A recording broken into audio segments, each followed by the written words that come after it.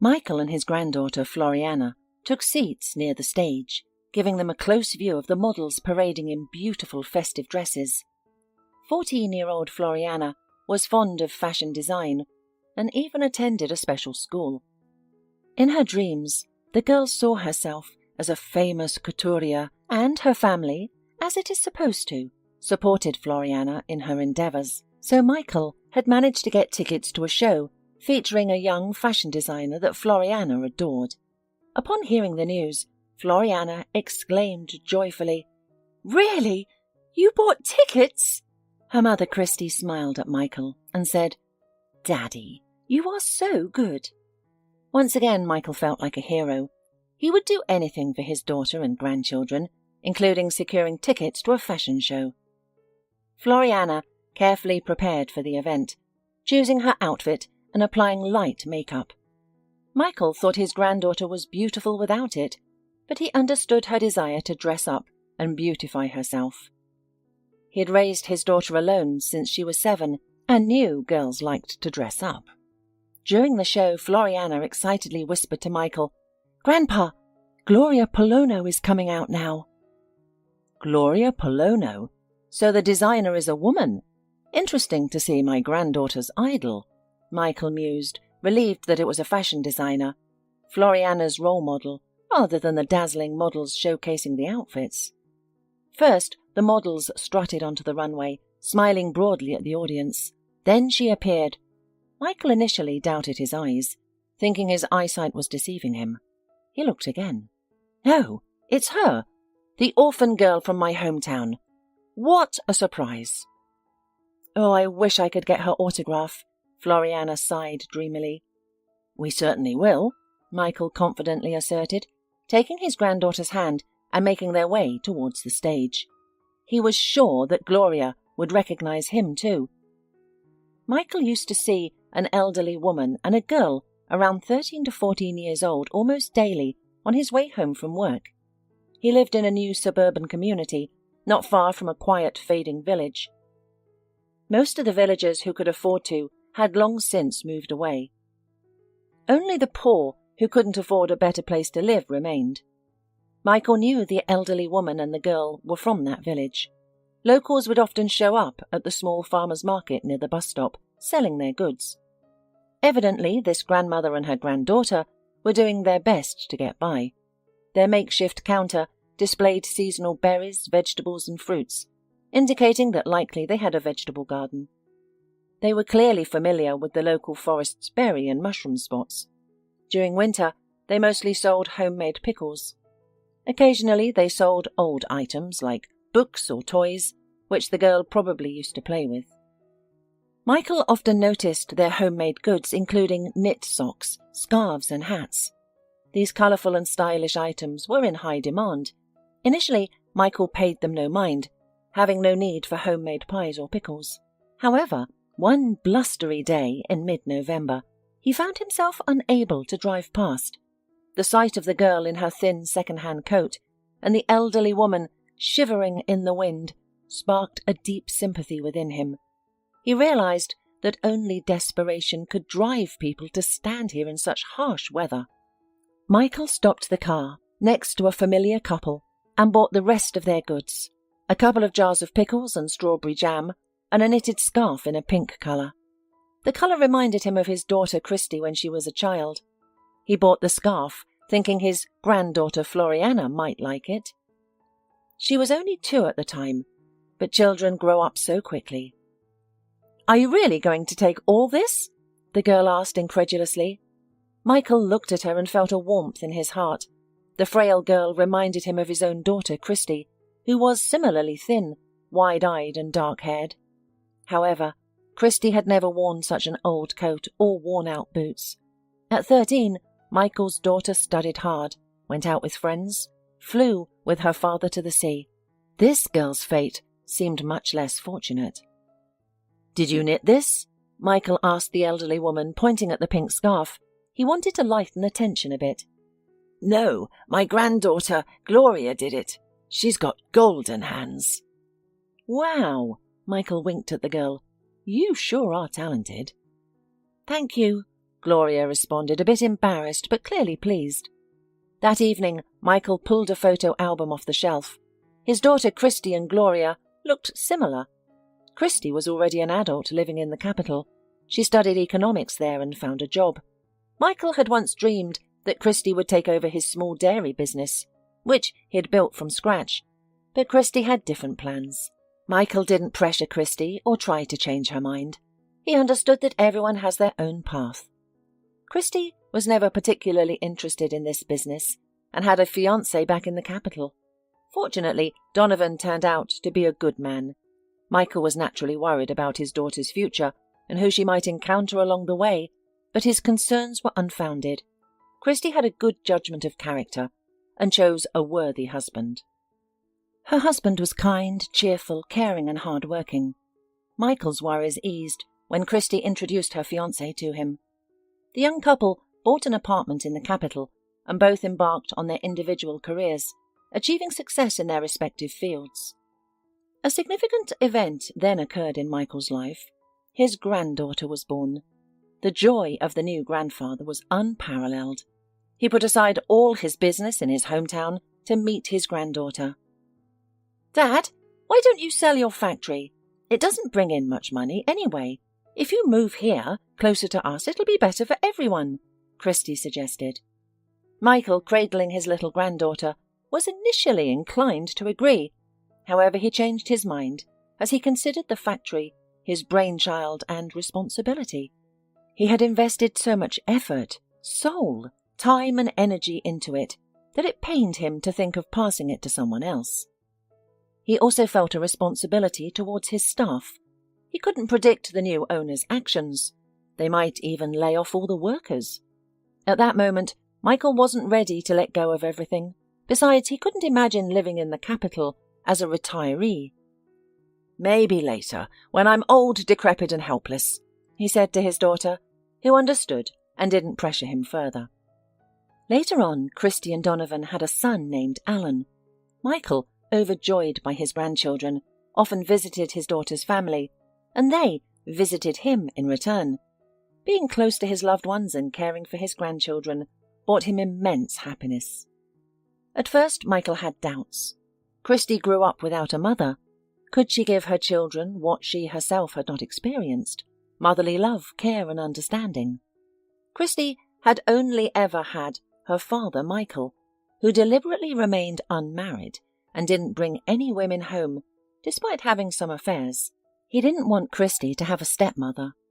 Having heard of many unfortunate stories, he believed it was unlikely for a woman unrelated to them to love his child sincerely and wholly.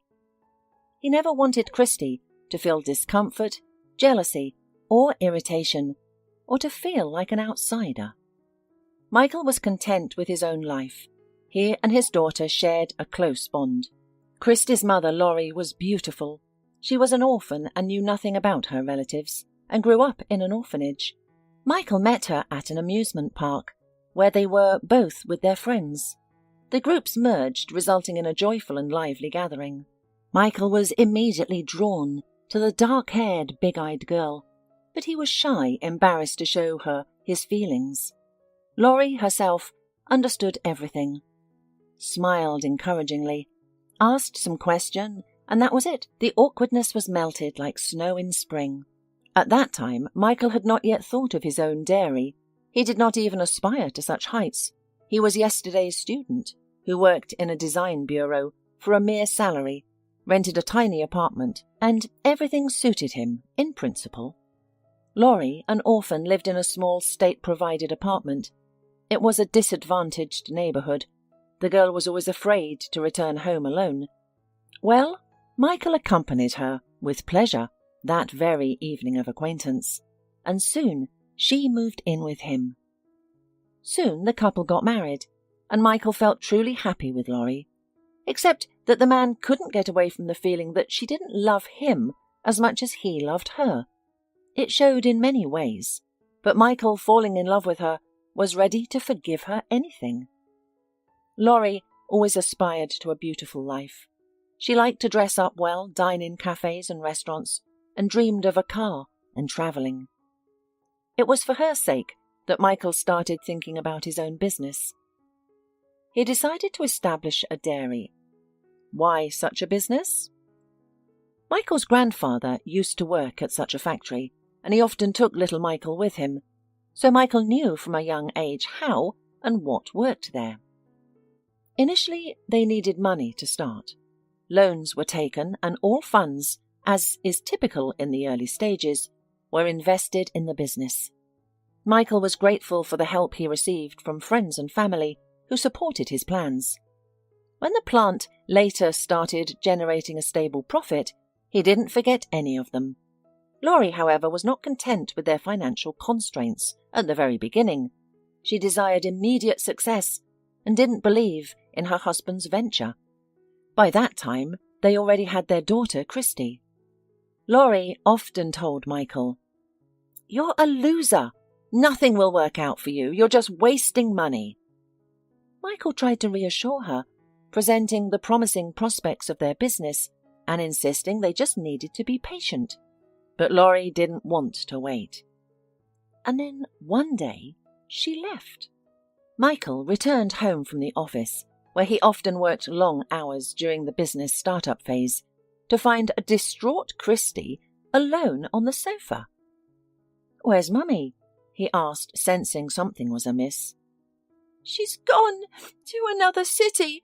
She said we wouldn't see each other for a long time," Christy replied through her tears. Michael scooped up his daughter, holding her close, his heart pounding. A note on the dresser caught his eye. Laurie's farewell letter. She informed him that she had found a man, rich, successful, not a failure, and a loser like you, she wrote in her message. It turned out that this man had finished some business in the city and went to the other side of the country, to his homeland. And he took Laurie with him. "I deserve a better life," Laurie wrote. "You can't provide that for me. I've decided to start anew. Don't look for me. I leave our daughter with you, and I have already filed for divorce." It was evident that Laurie had carefully planned her departure. Despite the subsequent discussions about custody, Michael never understood why Laurie hadn't been honest with him. Why the need for deception? At first, little Christy missed her mother and waited for her. However, Michael never said anything bad about her. A mother is a mother. But as time passed, Christy adapted to her new life. She knew she had a mother somewhere, but her life had moved on, and it seemed there was no room for Laurie's presence. Michael made every effort to minimize Christy's suffering from her mother's absence. He showered her with attention and strove to be a friend to her, nurturing a warm and trusting relationship. The difficulties he faced were not about household chores, as he quickly learned to braid hair, iron dresses, cook, and maintain a clean home. His apprehension lay in the enormity of his task as a man raising a girl. He feared he might not be up to the challenge. However, life proved his fears unwarranted. Christy grew up to be a successful, beautiful, and responsible woman, and an exceptional mother. Everything turned out well. After that first short conversation with the grandmother and the granddaughter, Michael never passed by them again. Whenever he saw them, he would stop, purchase something, and overpay, despite their protests. He realized they truly needed assistance. "You spoil us," said the elderly lady. "God bless you." "I can afford it, especially since I can't live without your pickles." Indeed, Michael genuinely loved the old woman's pickles and pies. The pickles were surprisingly soft and flavorful, and such pies couldn't be found in any bakery. Michael was also fond of the items Gloria knitted: socks, scarves, hats. When she learned that Michael had grandchildren, Gloria started knitting adorable things for Floriana and Alan. Christy admired them, and Michael never failed to bring these gifts to the capital. "Does such a young girl create all of this?" Christy used to ask. "I can hardly believe it myself," Michael smiled. "She's talented." "Yes, you're right, Dad. That girl is incredibly talented." Eventually, Michael learned a lot about the lives of Gloria and her grandmother. Both had endured tough times, which was immediately apparent. They lived in a small house in a neighbouring village, with a sagging roof and squeaky floors. Everything in the house needed repair, but there was no money, and they were physically drained. They managed to survive, patching up wallpapers and filling in wall cracks. Every morning, Gloria went to school with a neighbour, an elderly man who worked in the district centre where the school was located. Since his workplace and Gloria's school were on the same route, it was convenient for both. However, Gloria returned home on her own. After a quick lunch, she and her grandmother would go to the market to sell goods. The grandmother would prepare the goods before Gloria's return from school. In the evening they would return home. While the grandmother prepared dinner, Gloria would sit down to study. Although she found studying difficult, especially after a long day of trading, the girl never let her grandmother sell goods alone. She knew it would be hard for her, and she felt sorry for her. In her rare spare time, Gloria knitted, a skill taught by her grandmother. Gloria had been fascinated by knitting since she was 5. She admired her grandmother's deft handiwork, producing beautiful items like socks, vests, and scarves. Intrigued, and considering it magical, little Gloria asked her grandmother to teach her knitting. Her grandmother, thinking it would be a fleeting interest, taught her, but to her surprise, Gloria learned quickly and developed a love for it. Starting with knitting for her dolls, Gloria progressed to creating real items for people. By the age of 10, Gloria had become an expert knitter, able to create items both quickly and skillfully. The grandmother was particularly amazed by her granddaughter's imagination. The girl created unique models, original patterns, and invented her own knitting techniques. Her creations were unique and unlike anything else. The neighbours also praised the girl. One day, a friend of her grandmother suggested selling Gloria's creations. On the first day, everything sold out. It was a huge success.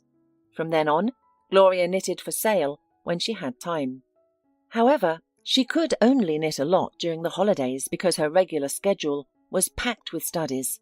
Her grandmother emphasized the importance of education and dreamt of seeing Gloria as a nurse or an economist. Gloria, on the other hand, wanted to be a designer and create interesting clothing models.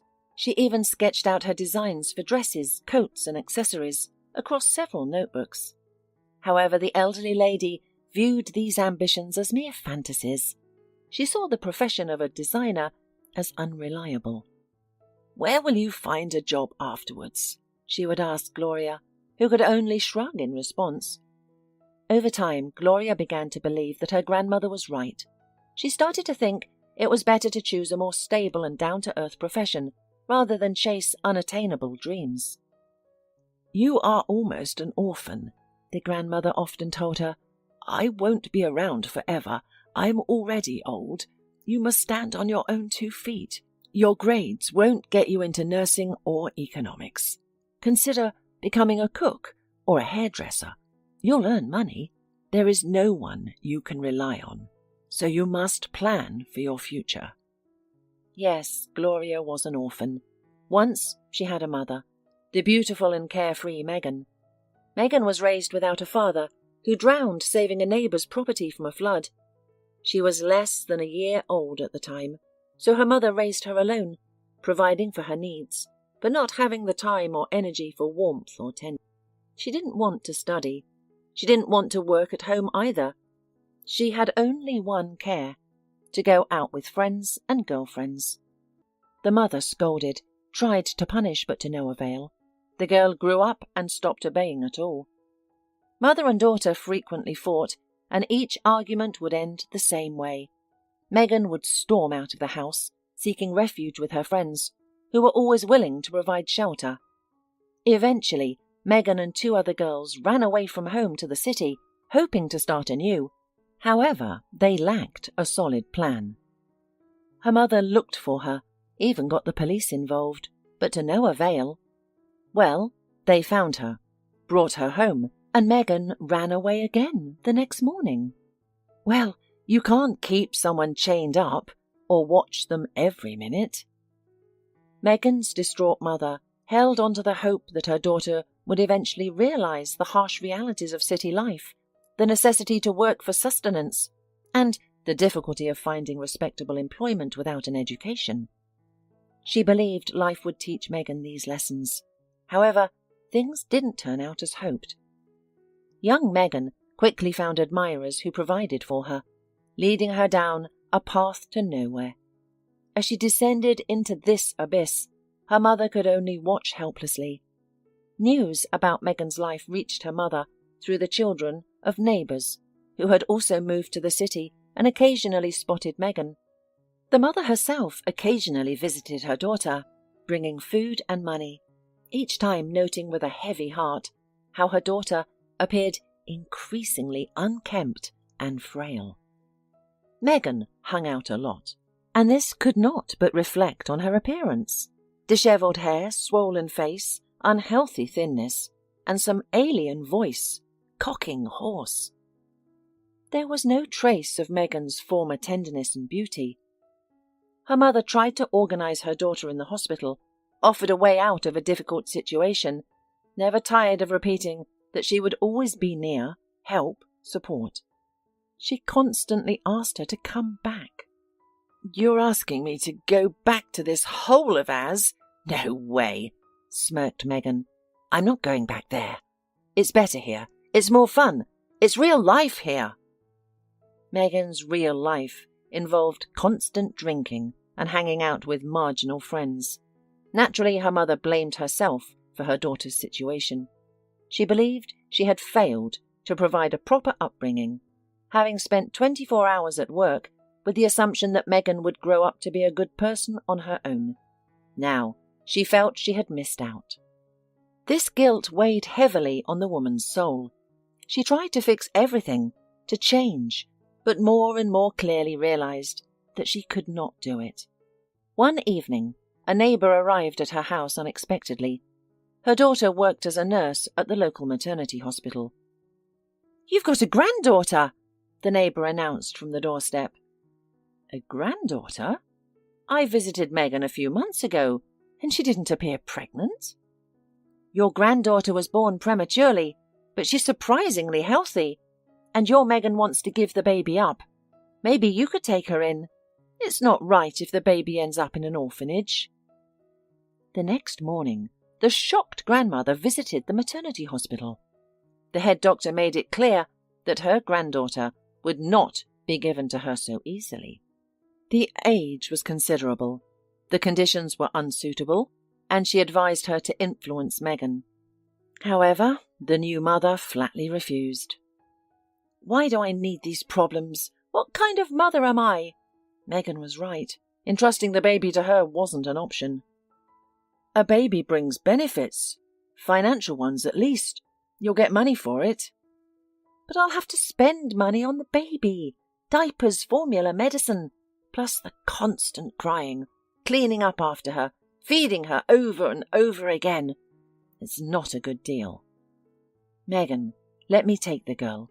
Officially she'll be yours, but I'll raise her until you're ready. Is that okay with you?" Megan's mother had already seen her granddaughter and even held her in her arms. Her heart was completely won over by this tiny, warm bundle with a cute snub nose and long eyelashes. She couldn't bear the thought of the baby ending up in a state facility. How would she be treated there? What fate awaited the girl? Especially as a premature baby, she needed special care. Megan agreed to let her daughter stay with her mother. "If you want her that much, take her, but don't count on my help. I don't need a baby right now." Megan left the hospital and continued her life. The girl, named Gloria by her grandmother, stayed with her. With Gloria's arrival, her grandmother's life changed, becoming brighter and more meaningful. Caring for Gloria was no easy task, but it brought great joy to her grandmother. Whenever she felt tired, a glance at Gloria's clear eyes, her smile, or her gentle voice would instantly alleviate her worries, filling her heart with joy and warmth. Life was challenging for both of them. Megan received a child allowance, a small payment for keeping Gloria in the family instead of sending her to an orphanage. The grandmother's salary was modest, and she couldn't work as much as before, since Gloria was still a baby. Despite these hardships, she never complained. Gloria's presence made her happier and stronger. The woman hoped Megan would mature. Occasionally she would show up at her mother's small village house for a visit, as if to visit Gloria, but in reality she came to eat, sleep, and endure another challenging period. Gloria didn't inspire affection in Megan. In fact, she found her own daughter difficult to tolerate. She was bothered by Gloria's chatter, frequent crying, and constant demands. Nevertheless, there was hope that maternal feelings would eventually surface in Megan, perhaps when Gloria was a bit older.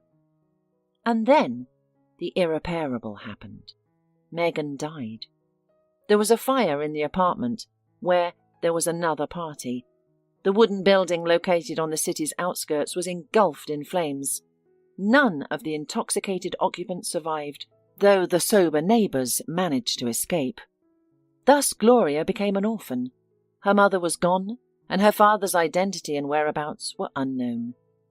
In reality, not much had changed in Gloria's life, because she had lived without her mother before. For her grandmother, however, the hope that everything would eventually be fine had died. From then on, the grandmother and granddaughter lived together, scrimping and saving, always trying to earn an extra penny. They seemed to be managing well enough, even though it required significant effort from both of them. Having learned about their story, Michael felt an increased respect and sympathy for them. He assisted them by continuing to purchase their goods and offering them money, knowing they were saving up to repair their decaying home. He could have easily paid for the repairs and genuinely wanted to, but pride, or embarrassment, prevented the grandmother and granddaughter from accepting his offer. The elderly woman always declined the money. "We'll manage, Michael, don't worry. You're already helping us a lot. We're not that helpless or destitute. We're fine." One day, while returning home from town, Michael saw an unusual scene. Only Gloria was standing at the counter, her grandmother nowhere in sight. Michael stopped his car and approached Gloria, who had matured from an awkward teenager into a beautiful young woman. "Wow, it's only been 3 years. Kids grow up so fast," he suddenly thought to himself. "Hey, why are you all alone? Where's your grandma?" "She's sick." "Is it something serious?" Michael worried. "Maybe she needs medicine. Did you call a doctor?" "It's like a cold or something. She's got a bad cough. Her neighbour made her a herbal infusion. It should help." "If you need anything, don't hesitate to call me. You have my phone number?" Michael offered. "Okay," Gloria promised. "Thank you so much." "Let me take your stuff, and you can go home to your grandmother. Do you need a ride?" "No, thanks. It's not far. I'll walk." Michael left on a business trip the next day. He was gone for about a month, and upon his return, he was swamped with work at the plant, working day and night in the office. One day, while driving past the place where Gloria and her grandmother usually shopped, he noticed their absence. He didn't think much of it at the time. After all, they weren't there every day, and perhaps they had already finished their work. However, when Gloria and her grandmother didn't appear the following day, or even the day after, Michael began to worry. He hadn't realized how attached he had become to the old woman and the girl. They were no longer strangers to him, but people he cared about. Sincere, grateful, decent, good and simple. Their well-being had become important to him. The man knew which village Gloria and her grandmother lived in, and even had a rough idea of their house's location. Gloria had described it as on the village outskirts next to a large oak tree, with an abandoned house nearby. Based on these clues, he didn't anticipate difficulty finding their humble abode. As expected, Michael found the small, run-down house, without much trouble. Despite never having visited before, he knew where to go and what to look for. thanks to Gloria's and her grandmother's descriptions. He knocked loudly on the gate but received no response. The gate was unlocked, so he pushed it gently and approached the house. It was in dire need of repair, and its condition was worse than he'd imagined. The man chastised himself mentally for not visiting Gloria and her grandmother earlier. He should have fixed this dilapidated place long ago.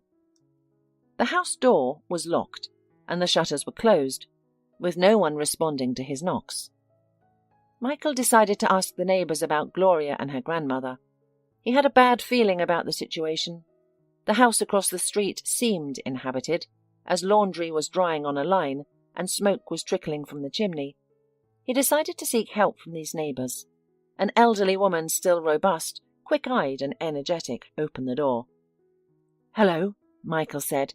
"I'm looking for my acquaintances who live here, a girl named Gloria and her grandmother." "And who are you?" asked the elderly woman, suspiciously furrowing her eyebrows. "I'm not quite sure how to explain. A friend, I suppose, or perhaps a regular customer. Gloria, her grandmother, and I—" "I see," the woman nodded. "You're Michael. Gloria and Anna have spoken highly of you. You're a good man. So what brings you here?" "Well, I was away, and when I returned, they weren't around. They're usually out selling their goods, but they've disappeared. I thought I'd check in case something was wrong. Maybe they need some help." "So, you're unaware," the elderly woman said, shaking her head with a hint of sadness. "Gloria mentioned she lost your phone number accidentally. She wanted to call you when it happened." "What happened?" "Anna, Gloria's grandmother, fell ill. She had a bad cough and was weak. We initially thought it was a cold and treated her with herbal remedies, but her condition worsened. We called a doctor and discovered it was her heart causing the cough. Polly was taken to a city hospital, and even the doctors couldn't help her. She passed away." The news of her grandmother's death was a massive blow to Gloria. She was not herself. We all empathized with her, supporting her as best we could. All the neighbours understood what losing her grandmother, who had raised her, meant to Gloria. Money for the funeral was collected by everyone. After the funeral, Gloria reflected on her future. She had no desire to remain in her small, crumbling house in the tiny village, where she had lived only for her grandmother. Having completed only school, she recognized the need for further education to avoid wasting a year. Gloria needed advice from a seasoned, life-wise adult. She considered reaching you, Michael, but you had disappeared, and she had lost your phone number. She speculated that you might have moved to the capital to be with your daughter and grandchildren, as your daughter had long been urging you to do. Following this train of thought, Gloria decided to move to the capital city. "There are more opportunities there. I'll find my way," Gloria said to us, and all we could do is wish her the best. We were concerned for Gloria, who had spent her whole life in this remote village and was unfamiliar with the wider world. However, we also understood that our dwindling village offered little for a young woman. She needed to forge her own path, build a career, and stand on her own 2 feet. After taking the remaining money, which was very little, Gloria left for the station early in the morning with a light backpack on her shoulders. That was the last time she was seen in the village. "Probably she's doing well in the city," mused an elderly neighbour. "Ah, Gloria, she's good, responsible, mature. She has her head on straight. Or maybe something happened to her. I don't know, but she never came back." Michael gave the neighbour his phone number, asking her to call him at any time if Gloria suddenly returned. He felt a sense of responsibility for this sweet, naive and vulnerable girl. The neighbour was right. Anything could have happened to Gloria in the capital. She was inexperienced in life and unfamiliar with people. How could a young girl survive alone in such a large metropolis full of human predators? Michael regretted giving the girl his phone number without asking for hers in return. As it turned out, the neighbours also didn't have her number. Years passed. Michael eventually moved to the capital to live with his daughter, sold his house in his hometown, and handed over his business to capable hands. The business had been struggling and Michael couldn't keep up. A young, energetic entrepreneur seemed to be the right person to restore the dairy business to its former state. Michael carefully chose the successor for his business, and the selling price was not his main concern. Michael bought an apartment near his daughter's house in a charming new neighbourhood. There was a park with a picturesque pond nearby, and Michael loved to visit it with his grandchildren, Floriana and Alan. Initially, Michael considered finding a job. However, with his daughter and son-in-law absorbed in their careers, and their children left with a nanny he found too strict, Michael decided to care for his grandchildren. This decision brought him immense joy after being apart from his family for so long. Thankfully, Michael's substantial sum of money from his business job meant he didn't need to work. Thus, he devoted his time to his grandchildren. His daily routine included waking them up, feeding them, driving them to and from the school, helping with homework, and accompanying them to extracurricular activities. Floriana was into dance and design, while Alan enjoyed chess and karate. He also regularly took them to contests, tournaments, competitions, and children's parties. When Michael asked how Christy coped without him, she replied, "We were like hamsters on a wheel. Now we can work in peace. Thank you, Daddy. You're a tremendous help." Michael enjoyed being a necessary part of his daughter and her husband's life, and he cherished his time with his grandchildren. They had developed a warm, friendly relationship. Michael seemed to understand his grandchildren better than their parents did, knowing what they wanted, understanding their moods, and offering support when needed. Time passed quickly, and Michael watched with a hint of sadness as his grandchildren grew up. Floriana and Alan would soon be independent. Michael wished time could be slowed down, even if just for a while. Floriana continued her passion for design, and Michael sometimes saw a reflection of Gloria in her. The man often wondered about Gloria's life now. Michael noticed a fashion show announcement while walking home from the store. The poster on a pole near the bus stop advertised a young couture's fashion show at a nearby concert hall. Michael knew Floriana would be interested in it and decided to buy tickets. He managed to secure the best seats near the stage, ensuring a memorable experience for his granddaughter. His 14-year-old granddaughter was overjoyed. "Grandpa, you're the best! This is such a fantastic show, but it's going to end late and I have school in the morning. Perhaps I can convince your parents to let you miss a day." At this suggestion, Floriana affectionately hugged her grandfather, then jumped and clapped her hands joyously. Despite her age, she sometimes exhibited the emotional exuberance of a child, a trait that her grandfather Michael adored.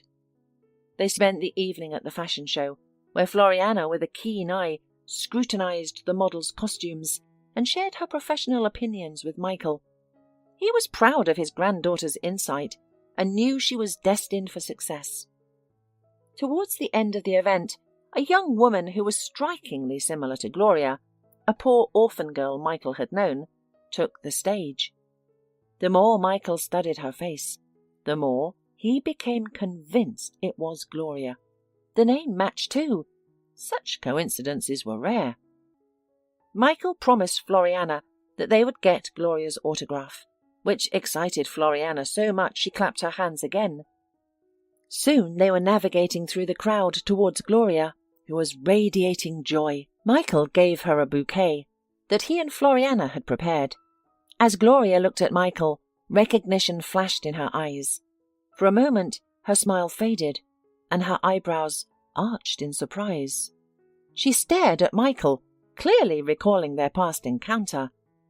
Gloria leaned towards Michael over the hum of the crowd and asked him to wait at the 5th exit from the hall.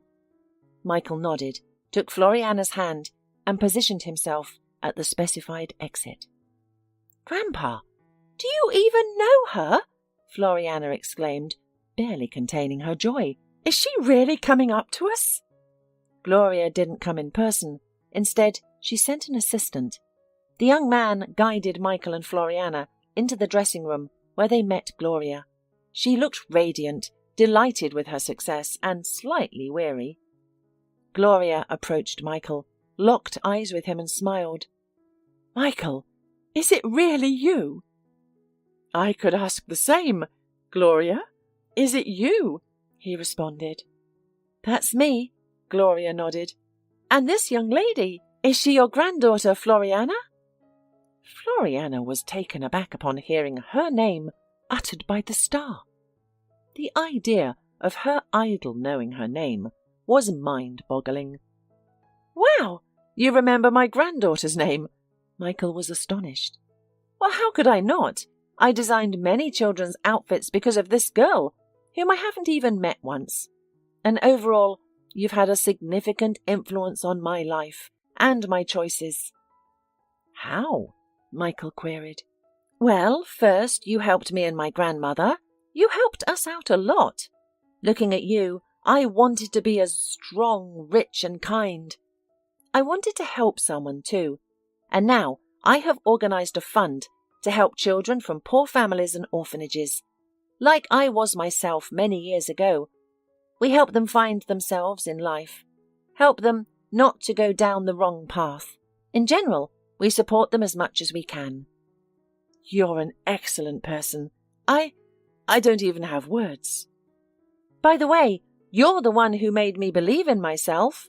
My clothes, well, the ones I knitted, they were also praised by my neighbours.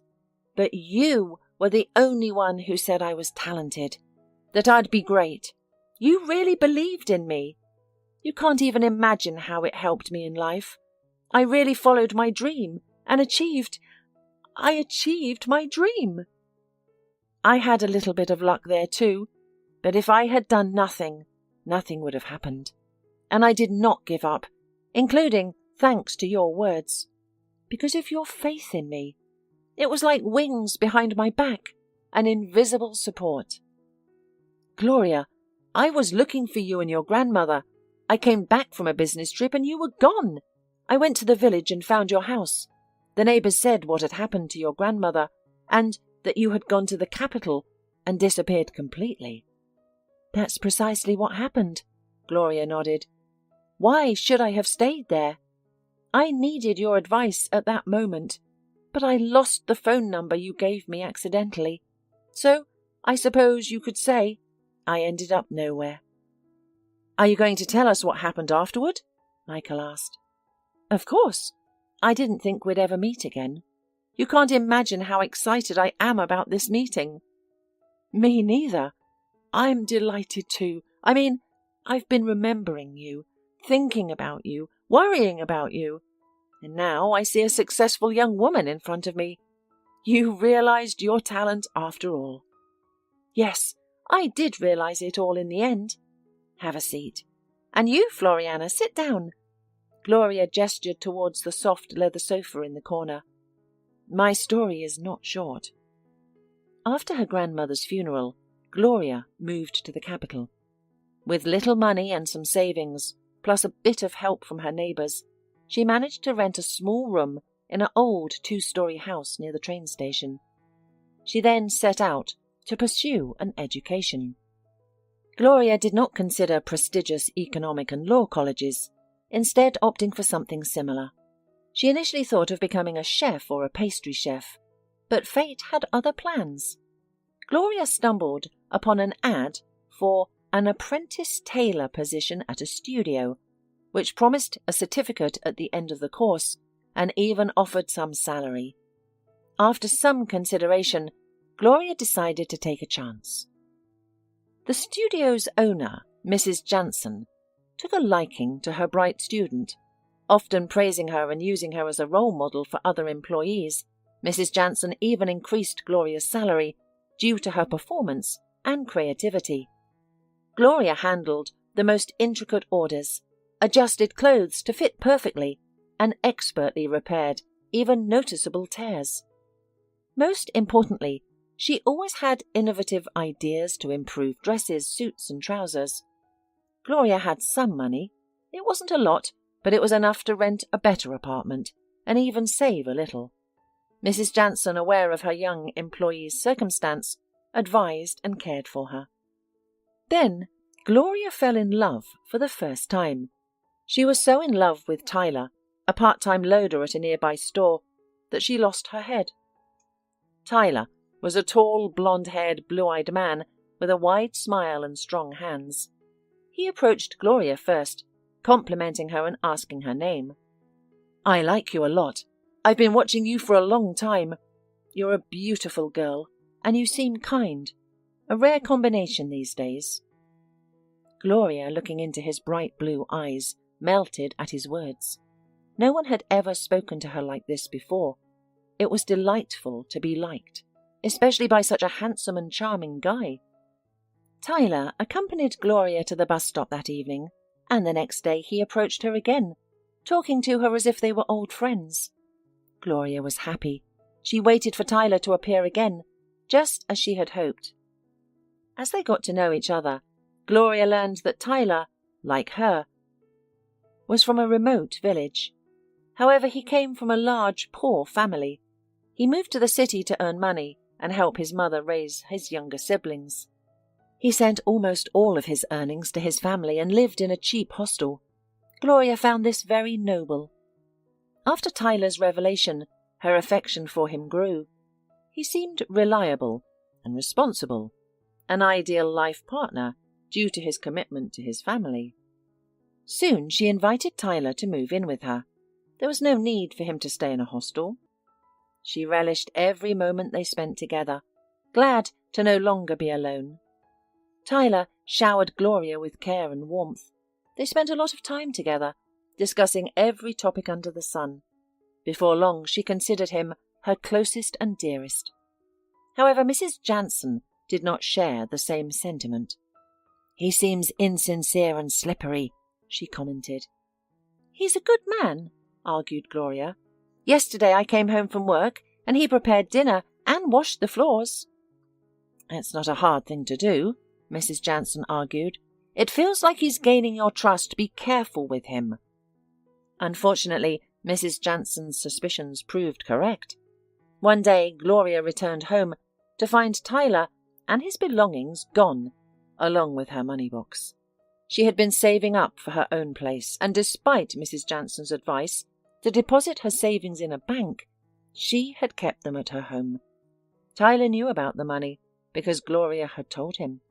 She didn't hide anything from him, and he exploited her trust. So it happened that he never truly loved her. He merely exploited the kindness and naivety of a young girl. He lived in her apartment, ate at her expense, and then vanished with a substantial sum of money. "It's all right, dear," Mrs. Jansen comforted the sobbing Gloria. "It's good that he left on his own. You should steer clear of such people. Consider the lost money as payment for a life lesson. From now on, be more cautious about who you let in." Gloria found herself in a precarious financial situation. She had to pay 6 months' worth of rent, plus expenses for food, clothing, and utilities. Her savings were depleted. Everyday activities and good service helped distract her from the pain caused by the deceitful Tyler. It was also challenging to accept that the man she loved was just a common swindler. In this challenging moment, she remembered her old way of earning money. She resumed knitting and sewing items and started selling them in the local market for craftsmen. She desperately needed the money. And then, Gloria glanced at her silent listeners and smiled. And then, as the saying goes, when one door closes, another opens. As it turned out, Tyler did me a favor. If it hadn't been for him, I would never have gone to the market with my things, and Paul would never have noticed me. Gloria, already aware that her creations were unique and popular, didn't pay much attention to the stylishly dressed young man scrutinizing her goods. It wasn't unusual for her creations to attract interest, and this man was no exception. He bought a couple of scarves and a decorative headband, paying more than the asking price, which pleased Gloria. The following evening he returned, this time accompanied by an elegant middle-aged woman. They were Eleanor and Paul, mother and son, and owners of a famous fashion house in the capital. They offered Gloria a job, promising a significantly higher salary and promising prospects. "That's how I got lucky," Gloria said. "Not just lucky," Michael replied, shaking his head in disbelief. "You've been working towards this all your life, since you were a child." "Well, maybe so," agreed Gloria. She had achieved her dream job, creating unique clothes for clients' requests. Her designs were showcased by runway models, and critics unanimously praised her work. The success was dizzying and exhilarating. Gloria relished in the creative process and earned a substantial income from it. Soon, she was able to fulfill a long-held dream of buying an apartment in the capital. Now a renowned fashion designer, her designs were showcased globally and worn by celebrities. Gloria successfully established her own popular brand. She had a loving husband and 2 sons. She was both happy and successful. "I'm proud of you," Michael said with affection. Floriana, meanwhile, gaped at her idol. Hearing this success story was clearly inspiring for her. I'm thrilled we met," Gloria smiled. "You are one of the people I wanted to personally thank. You've been a great help to me. You've showed me the importance of being kind and strong in this life. And you gave me confidence in my talent. That's been very supportive. By the way, would you like to meet my family? I've told my husband a lot about you." "With great pleasure," Michael and Floriana responded in unison. Hola, suscríbete a Historias Vitales para no perderte nuevas historias. Mi esposa había estado trabajando en su proyecto especial durante 4 meses ahora. No era su proyecto personal, pero ella era la persona principal y responsable de su éxito. El proyecto estaba diseñado para salvar a su empresa, Bixler Enterprises. Los últimos 4 meses habían sido difíciles porque se vio obligada a trabajar duro. Era importante tanto para ella como para la empresa. Había una buena posibilidad de que Bixler Enterprises quebrara si el proyecto no se completaba. Sara tenía una licenciatura de Albrecht y un MBA de Wharton. Era la más inteligente de la familia. Yo empecé a trabajar como mecánico de autos justo después de la secundaria y después de 21 años seguía siendo mecánico de autos. No me importaba porque me gustaba el trabajo y pagaba bien. Era suficiente para pagar la universidad de Sara y criar a 2 hijos. No vivíamos lujosamente, pero estábamos bien. Los niños ya se habían mudado, y las cosas iban bastante bien con nuestros ingresos. Sara quedó embarazada 3 meses después de casarnos a la edad de 18 años. Durante los primeros años de nuestro matrimonio, vivimos con mis padres. Ellos tenían una gran casa vacía ya que 4 de mis hermanos se habían mudado. Eso significaba que teníamos una niñera mientras Sara completaba sus primeros años de universidad. Debido a 2 embarazos, la carrera de 4 años le llevó 6 años completarla. Fue difícil, pero lo logró. Siempre tuve trabajo y nunca me faltó trabajo extra si lo necesitaba. Después de que Sara se graduó de Wharton, alquilamos nuestro propio lugar.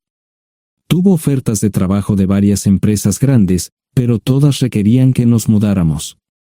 A mí no me importaba, pero Sara quería quedarse cerca de casa. Por eso decidió trabajar en Bixler Enterprises. Pagaba bien, pero lo más importante, le daba responsabilidad y la oportunidad de avanzar. Sara era una empleada trabajadora y dedicada. La presentación es el jueves en el Hotel Thyssen en Filadelfia. Tomé unos días libres en el trabajo para ayudarla según fuera necesario. Al final, todo lo que logré fue hacerle algo de comer cuando llegaba a casa. No sabía nada sobre su trabajo, ni tampoco quería saber. Los negocios corporativos de alto nivel me aburrían.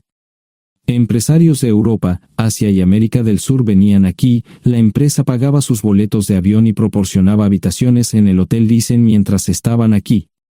Era caro como el infierno, y por algunas cosas que Sara había dicho, la empresa estaba sobreestimando sus finanzas.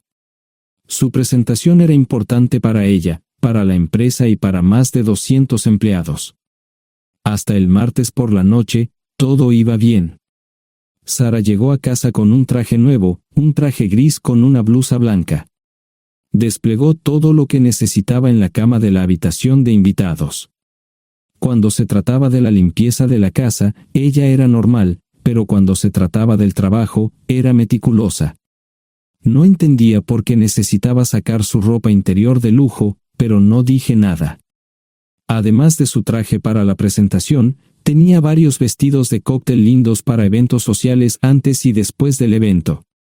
Siempre había evitado tales eventos, pero me sentía obligado a ir con ella si ella quería que lo hiciera.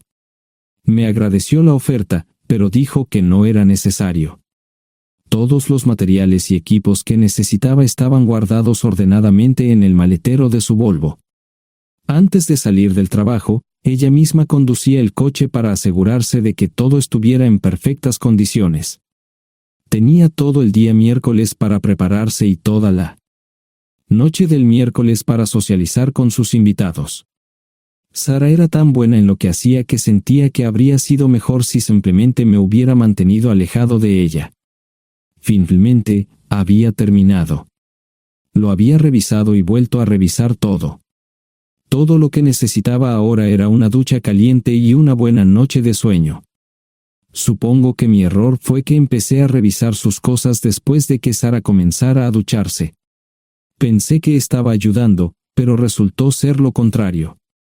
Estaba moviendo cosas en la cama cuando un pequeño sobre blanco cayó del bolsillo lateral de su bolso de maquillaje. Una carta de una farmacia, pero no del tipo que solemos usar. Dentro había 10 pastillas. No tenía idea de qué era, Pren, y las instrucciones eran confusas. Si es necesario, tomar una pastilla y luego una segunda pastilla 12 horas después. Pensé que podría ser algo que ella había conseguido para la ansiedad o los nervios, pero las instrucciones no tenían sentido. La receta estaba escrita a su nombre el lunes.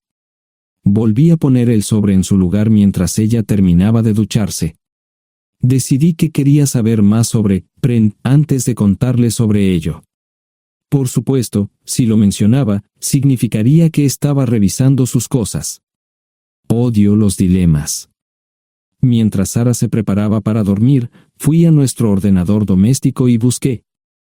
10 minutos después, me uní a mi esposa bajo las sábanas. Pasé toda la noche despierto, preguntándome por qué mi esposa había recogido una receta para la píldora del día después, especialmente después de que me hicieran una vasectomía hace 10 años. A la mañana siguiente, me levanté temprano, pero no estaba descansado. Di un largo paseo, esperando que despejara mi mente. Me dirigí hacia casa con reticencia, temiendo lo que podría hacer o decir cuando llegara allí. Mi hijo Joe se unió a la Marina después de la escuela secundaria y estaba en su primer año en San Diego. Nuestra hija Gloria se casó con su amor de la infancia el año pasado y acababa de mudarse a Dallas. Eso dejaba solo a Sara y a mí. Echaba de menos a los niños, pero esperaba envejecer con mi esposa. Ella era la única mujer que me había interesado, y ahora todo estaba. Si Sara estaba teniendo una aventura, lo ocultaba bien. Por supuesto, nunca la vigilé. Nunca miré sus correos electrónicos o llamadas telefónicas. No tenía razones para hacerlo. No tenía forma de saber qué estaba haciendo en el trabajo o después del trabajo. Confiaba en ella completamente. Ion, ¿dónde demonios has estado? ¿Quieres huevos o algo? No, solo café. No me sentía con muchas ganas de hablar. ¿Qué pasa, cariño? Solo son 3 días. Puedes venir si quieres, pero te aburrirás como una ostra. No, realmente no quiero ir, pero odio dejarte sola. Me preocupo cuando no estás aquí. Es muy dulce, querido, pero estará bien. No voy a salir del hotel en todo este tiempo. Pasaré la mayor parte del día asegurándome de que la sala de conferencias esté lista, y esta noche tendré una agradable charla con nuestros posibles clientes. Mañana, probablemente ni siquiera tendré la oportunidad de ir al baño. Llegaré a casa lo más temprano posible el viernes, te prometo un gran fin de semana si sabes a lo que me refiero. Todo eso suena bien, pero no puedes culparme por preocuparme. Soy un mecánico de autos, y tengo una esposa hermosa y exitosa. A veces tengo la sensación de que estás menos interesada en mejorar nuestra situación familiar que en avanzar en tu carrera. Detente, maldita sea, Ion. Siempre he respetado lo que haces para ganarte la vida y nunca he insinuado lo contrario. Criaste a 2 grandes niños y me pusiste a través de la universidad. Eres un gran esposo, un gran padre y un buen proveedor, y nunca olvides eso. Terminé mi café mientras ella recogía la mesa. ¿Quieres que te llame? No, no es una buena idea. Tendré el móvil apagado, y voy a apagar el teléfono de la habitación por la noche para poder dormir. Te llamaré siempre que pueda. La ayudé a cargar el coche, era tan meticulosa con eso como con todo lo demás. Trabajando, le llevaría 3 horas llegar al Hotel Lysen. Me quedé en el porche y la vi marcharse. No me molesté en preguntarle por las pastillas. Pasé el resto de la mañana en el porche. No recuerdo haberme preocupado tanto como ahora. Me sentía pequeño e insignificante. Me sentía fuera de mi liga. Era un tipo de pueblo con un trabajo mediocre y una esposa exitosa. Era una combinación equivocada. Debería haberlo notado antes. Me sentía estúpido. El mejor traje que tenía era una chaqueta azul y un par de pantalones.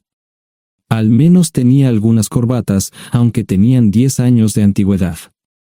Acababa de terminar de vestirme cuando sonó el teléfono fijo. Oye, cariño, solo quería avisarte de que llegué bien. ¿Tuviste un buen viaje? Supongo que el tráfico no estaba demasiado denso. Estuvo bien. Te llamaré esta noche. Ahora tengo que irme. Estoy en la habitación 714, Sara. Puedo estar en casa de mis padres o en la de mis hermanos esta noche si quieres llamarme a mi móvil. De acuerdo. Suena el teléfono móvil. Te quiero, tengo que irme. Me tomé mi tiempo para llegar a Filadelfia. No fui directo al Lysen, primero me detuve y compré un filete con queso. Prometí hacer una larga noche. No estaba seguro de qué iba a hacer. Estacioné en el garaje del hotel y simplemente esperé. Tarde o temprano, tenía que entrar en el hotel. Simplemente no podía decidir cuándo hacerlo. El sonido de mi teléfono celular me ayudó a tomar mi decisión. Ion, solo quería avisarte de que todo se ha arreglado. Ahora voy a bajar para encontrarme con algunas personas y cenar. No olvidaste nada, ¿verdad? No, todo está bien. Tengo todo en mi habitación para mañana. ¿Necesitas algo? No, Ion, relájate. Voy a apagar mi teléfono. Te llamaré mañana por la mañana. ¿De acuerdo? Ríe, diviértete. No es divertido, Ion, es trabajo. No parecía estar demasiado fuera de lugar. El vestíbulo, el restaurante y las salas de conferencias estaban llenos de gente, así que pude pasar desapercibido. Había un folleto pequeño y bonito que mostraba el diseño de todas las habitaciones del hotel. Me paseé por las diferentes habitaciones y me detuve en las paredes, mirando alrededor entre la multitud. No tenía ni idea de qué haría si Sara me veía. Lo averiguaría si y cuando eso sucediera. Encontré un tablero de eventos que enumeraba todas las habitaciones que estaban siendo utilizadas por los diversos grupos. Bixler Enterprises no tenía habitaciones disponibles para el miércoles por la noche. Esto me pareció interesante. Sara había dicho que no iba a salir del hotel, pero ahora no estaba tan seguro de eso. Había 3 comedores, familiar, informal y de alta cocina. A Sara no le gustaba mucho cenar con niños, así que fui primero al comedor informal. Solo me llevó 5 minutos asegurarme de que no estaba allí. Tuve mejor suerte en el salón gourmet, era una acogedora mesita encajada en la esquina, el tipo de mesa que la gente reserva para tener un encuentro privado. Sara llevaba un vestido de cóctel negro con un escote pronunciado y perlas, se veía elegante y su acompañante parecía apreciarlo. Conocía a algunas personas con las que trabajaba Sara, y él no era una de ellas. Me resultaba familiar, pero no había forma de que pudiera recordarlo. Había muchas sillas libres, así que no tuve problemas para cruzar la sala. Había velas y pequeños candelabros de cristal en las mesas. Apagué la mía y le dije al camarero que me molestaba por el glaucoma. Pedí el plato de pollo de siempre y me acomodé. El camarero me sirvió el café por tercera vez. Disculpe, el tipo en la mesa de enfrente me parece muy familiar. ¿Sabes quién es? Sí, ese es Malcolm Eugene Foote. Es miembro del Consejo Municipal, se espera que se postule para el Congreso en los próximos años. ¿Es esa su esposa con él? Es muy bonita. No, esta es la primera vez que la veo. Siempre usa esa mesa para señoras especiales, si me entiende. Simplemente le sonreí y pedí la cuenta. Nunca había visto a Sara tan sensual con un hombre antes. Parecía captar cada palabra que decía, como si fuera Dios o algo así. No estaban haciendo nada inapropiado, pero tampoco era platónico ni profesional. Cuando me fui, estaban terminando su segunda botella de vino. Ahora entendía por qué se había llevado su lencería elegante. Me acomodé en una esquina del vestíbulo para que no me vieran. 10 minutos después, salieron del restaurante. Ella le tomaba la mano mientras caminaban por el vestíbulo hacia el ascensor. Observé cuidadosamente los indicadores de piso. Que el ascensor se detuviera en el tercer piso era una buena señal, significaba que no lo había llevado a su habitación. Era una mala señal cuando el ascensor no llegaba al séptimo piso, significaba que ella fue a su habitación. Por si acaso me equivocaba en algo, me senté en el vestíbulo y observé el ascensor durante 1 hora. La gente entraba y salía, pero Sara no estaba entre ellos. Saqué mi maleta vacía del coche y me dirigí al mostrador de recepción. Aunque podía demostrar que era su esposo, me costó trabajo conseguir una tarjeta llave. Se dieron después de llamar a la habitación, pero nadie respondió. Finalmente, estaba en camino a la habitación 714 con la tarjeta llave. Ni siquiera encendí las luces al principio, simplemente me senté en la oscuridad de la habitación durante más de 1 hora. No fue difícil asegurarme de que no regresara a la habitación. Primero, empacé todas sus ropas y pertenencias personales. No dejé nada atrás. Revisé el paquete de Preven, todavía quedaban 10 pastillas en el tocador. De manera muy ordenada, estaban todos los artículos que necesitaría para su presentación al día siguiente. Comencé a llenar la maleta. Había 24 carpetas promocionales especialmente encuadernadas y otras 20 carpetas regulares, todas ellas fueron a la maleta. Un proyector digital fue lo siguiente, seguido de una computadora portátil. Tomé su bolso y su celular, que había dejado en la habitación, todo lo que tenía consigo era un bolso de mano y probablemente un tubo de lápiz labial. Di una vuelta por la habitación tan cuidadosamente como lo hizo ella para asegurarme de no perder nada. Una vez satisfecho, dejé las llaves del coche y mi anillo de bodas en el tocador. Aparte de esos 2 objetos, la habitación estaba completamente vacía. El ascensor se dirigió directamente al estacionamiento, no tuve problemas para llevar 2 maletas, y 20 minutos después, estaba en la autopista rumbo al norte. Pasaban las 3 de la madrugada, no tenía idea de que había pasado tanto tiempo. 1 hora o 2 después, sonó mi teléfono celular, la identificación de llamadas mostraba el número del Listen. ¿Ion? Sí, ¿dónde estás? Estaré en casa pronto. Eso fue todo lo que dije, hubo silencio en el otro extremo de la línea. Los vendedores tienen un viejo dicho, el primero que habla pierde. Pareció una eternidad antes de que ella hablara. Ion, lo siento. No preguntó nada y simplemente colgó. Apagué mi teléfono, era obvio que había regresado a su habitación. Más tarde ese día, tenía que dar una presentación que salvaría a su empresa y le daría un ascenso. Metí las maletas en el desván del garaje, Sara nunca iba allí y nunca pensó en buscar algo allí. Por supuesto, en este punto, estoy bastante seguro de que no importaba. Primero, recogí todas mis ropas y pertenencias personales. La mayoría de los hombres tienen sus propias herramientas, generalmente es un requisito para el trabajo.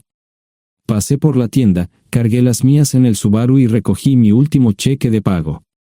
Para entonces, los bancos ya estaban abiertos, no tuve que hacer ninguna manipulación financiera complicada. Simplemente retiré todo el dinero de mis cuentas. Almorcé en Hagerstown, Maryland. Tenía suficiente dinero para vivir durante unos años, pero sabía que estaría buscando trabajo muy pronto. Sara y yo éramos parecidos en eso de que a ambos nos encantaba trabajar. La voy a extrañar. Pasé un par de horas en las cuevas del Uray y alquilé una habitación cerca de Whitewell. No tenía idea de qué iba a hacer. Era sábado, y me encontré sentado en el acuario de Chattanooga, observando la naturaleza que nunca había visto antes.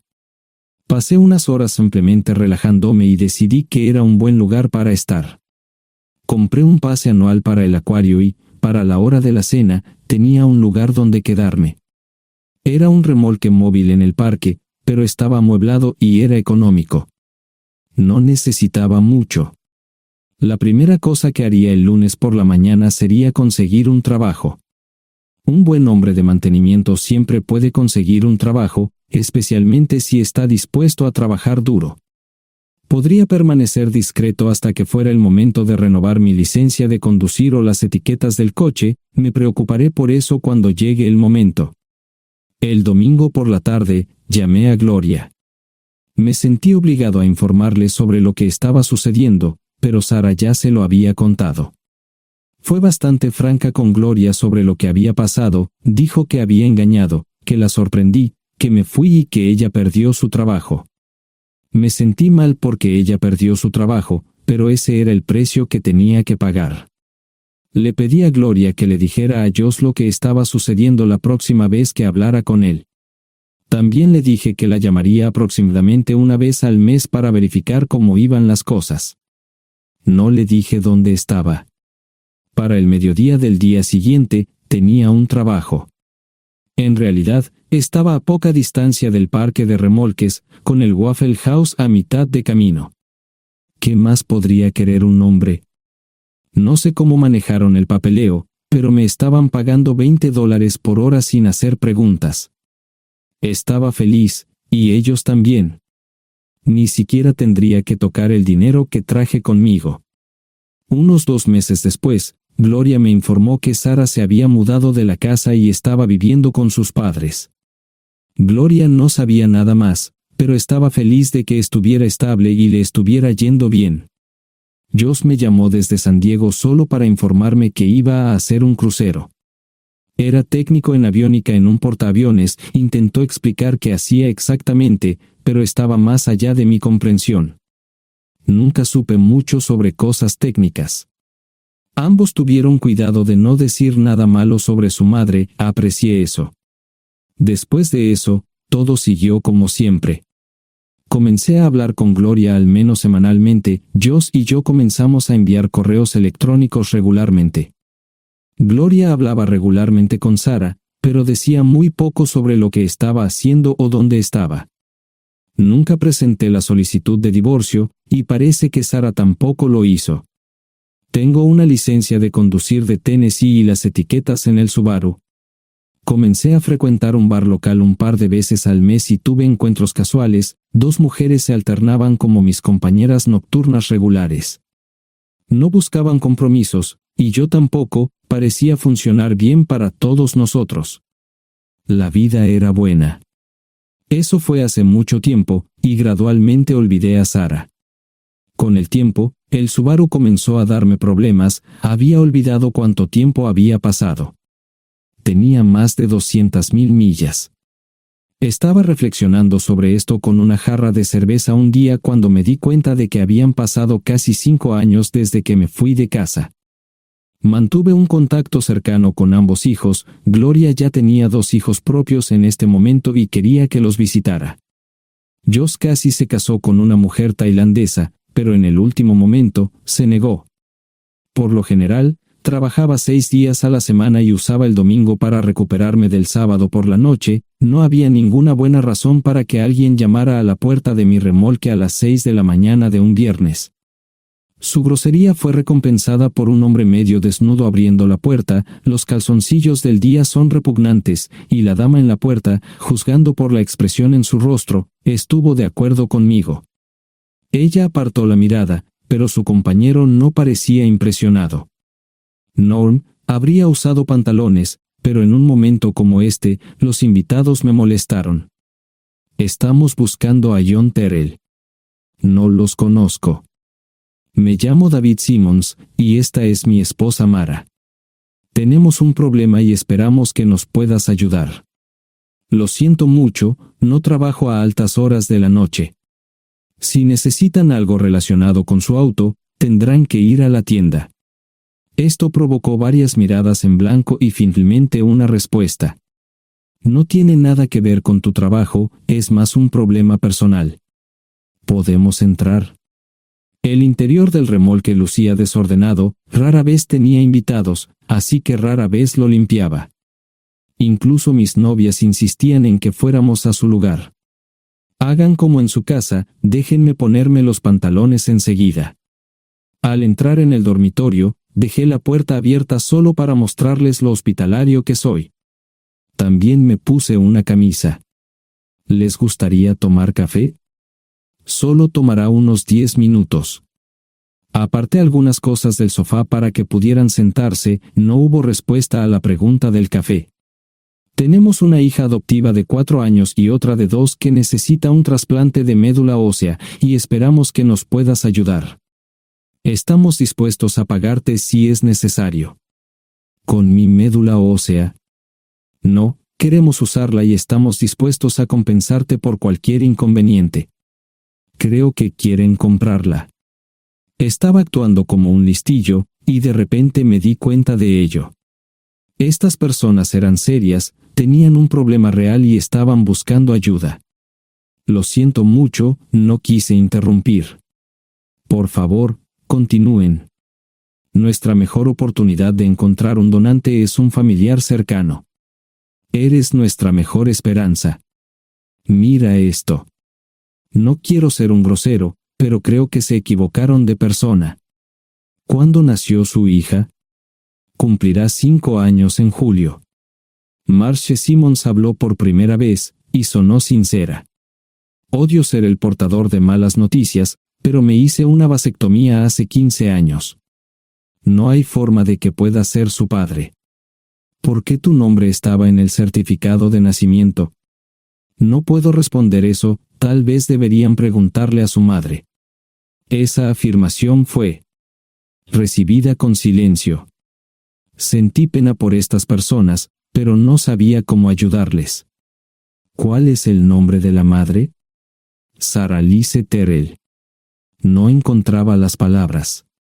Tal vez no debería haber tomado esas malditas pastillas de ella, por supuesto, entonces esas personas no tendrían una hija en absoluto. Todo lo que pensaba que había superado el dolor, y aquí está de nuevo, viejos recuerdos de mi esposa teniendo relaciones sexuales con ese maldito político de Filadelfia. Estaba empezando a olvidarlo todo, y ahora estaba de vuelta. Maldita sea. Ahora entiendo y pido disculpas por mi grosería e insensibilidad.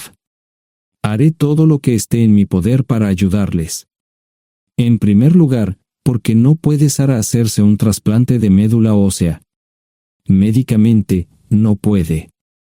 ¿Por qué no? Es madre, tiene que ser una donante adecuada.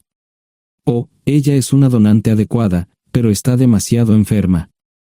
Los médicos se negaron siquiera a considerar utilizarla.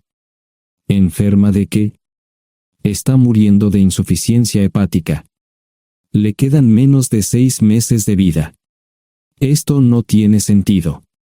Siempre ha estado perfectamente sana. Además, no creo que un hígado enfermo le impida donar médula ósea. El hospital no aceptará su firma en el formulario de consentimiento. ¿Estás diciendo que hay algo mal en su cabeza? Ambos me miraron en silencio, sabían la respuesta, pero no querían decirlo. En ese momento, no quería que se sintieran aún más incómodos. Hace 10 minutos, no me importaban, pero ahora sentía que tenía que protegerlos y ayudarlos. ¿Cómo sucedió esto? ¿Podría alguno de mis hijos ayudar? Quizás, pero pensamos que eras nuestra mejor esperanza. ¿Por qué no van tras su padre, su verdadero padre? Pensamos que eras tú. No tenemos ni idea de quién más podría ser. Sara no nos dijo nada sobre otro posible padre. De hecho, ella no estaba en condiciones de explicar nada, agregó Mara. Obtuvimos la mayoría de nuestra información de la agencia de adopción. Tuve que preparar café y hacer pis, permítanme un momento. Dejé a mis invitados sentados mientras preparaba el café. Solo tomó unos minutos. Mientras se preparaba, fui al baño, algo que necesitaba hacer urgentemente. Traté de ser discreto, ya había avergonzado lo suficiente a Mara. ¿Dónde viven? En Westchester, Pensilvania. Les haré una oferta. Si les digo quién es el verdadero padre de su hija, deben prometerme que lo perseguirán sin descanso hasta obtener lo que desean. ¿De qué estás hablando? El padre de su hija es un político prominente en Pensilvania. Por supuesto, negará todo y probablemente les proporcionará documentos legales para detener sus esfuerzos. Si acuerdan presionar lo suficiente para que él admita que la niña es suya, podrán avergonzarlo y obligarlo a hacerse un trasplante de médula ósea. Eso es lo que quieren, ¿verdad? Sí, claro, pero ¿cómo hacemos eso? No lo sé. Soy mecánico. Trabajo con metal para ganarme la vida. Creo que la mejor manera sería utilizar la televisión, la radio y los periódicos. Los políticos harán cualquier cosa para evitar una mala publicidad. ¿Tienen amigos que puedan ayudar? Bueno, ahora ambos estaban sonriendo. Debo haber dicho algo que les dio esperanza. Creo que podemos hacer esto. ¿Quién demonios es él? Malcolm Eugene Foote. Se postula para el Senado de los Estados Unidos. Apuesto a que hará cualquier cosa para evitar una mala publicidad. El café estaba listo, pero David y Marshen no podían esperar para llegar a casa. Antes de irse, les dije cómo ponerse en contacto con Gloria y Josh en caso de que los necesitaran. Estaba seguro de que ayudarían. También les pedí que me dijeran dónde estaba Sara. Probablemente estaría en Pensacola antes de que ellos regresaran a Westchester. Me corté el pelo y compré una camisa nueva. Sara era una tramposa que arruinó mi vida, pero aún así quería lucir bien cuando la viera. Era otro remolque, pero esta vez era un bonito doble nuevo. Allí estaba su Volvo con una llanta desinflada y un parabrisas roto. La mujer que abrió la puerta no era Sara, parecía que la habían empapado fuerte y la habían dejado empapada. Tenía al menos 45, tal vez 50, y debió haber tenido una vida difícil. La falta de maquillaje no ayudaba, y simplemente se veía horrible. No tuve la oportunidad de abrir la boca. Caray, si no es John Terrell. Nunca esperé verte aquí. Tuve que usar la vieja línea, me estás poniendo en desventaja. Sherry Hart. Pasa, entra. ¿Quieres una cerveza? No, pero gracias. Estoy aquí para ver a Sara. Sherry cruzó la habitación y se detuvo en el buffet del comedor. Aquí está, John. Mírala todo lo que quieras. Su mano señalaba una urna de latón que estaba en el centro del buffet vacío. Supongo que llegué demasiado tarde. No me moví, solo me quedé mirando el contenedor frente a mí. ¿Puedo tomar una cerveza ahora?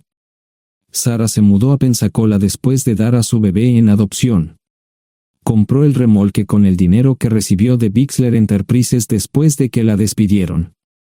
Tenía una participación en las ganancias, 401k, y vacaciones y días de enfermedad. Eventualmente, consiguió un trabajo en una fábrica local de prendas de vestir donde trabajaba en el departamento de envíos. Allí fue donde conoció a Sherry. Sherry alquilaba una habitación de Sara. Cada centavo que Sara ganaba iba para el alcohol. Empezó con vino y gradualmente pasó a bebidas más fuertes, las más baratas. Eventualmente, perdió su trabajo debido a su alcoholismo y se vio obligada a usar sus ahorros. Nunca salió con nadie ni salió a ningún lado. Serry se quedó con ella, pagó sus servicios públicos y compró alimentos que Sara no comía. Le llevó más de 3 años quitarse la vida. Increíblemente, ella tenía un testamento y me dejó un doble remolque y un Volvo. Serry explicó que Sara estaba tan angustiada por lo que había hecho que simplemente se rindió. No intentó evitar el embarazo ni siquiera terminarlo. La adopción se había arreglado meses antes de que naciera el bebé. Nunca volvió a trabajar, excepto en los trabajos clandestinos que hacía mal. Serry dijo que Sara no parecía tener ambición ni propósito en la vida. Sara hablaba mucho de mí pero tenía miedo de intentar contactarme. Gloria le dio mi número, pero nunca me llamó. Era como si su aventura de una noche la hubiera lastimado más a ella que a mí. Estuve allí durante 2 semanas y luego vendí el remolque de Serry por $1 y obtuve $3,000 por el Volvo. 2 días después, estaba en Westchester visitando a mis nuevos amigos David y Marche. Malcolm Eugene Foot resistió al principio, pero David y Marche lo presionaron hasta que cedió. Insistió en pruebas de ADN, que demostraron que era el padre.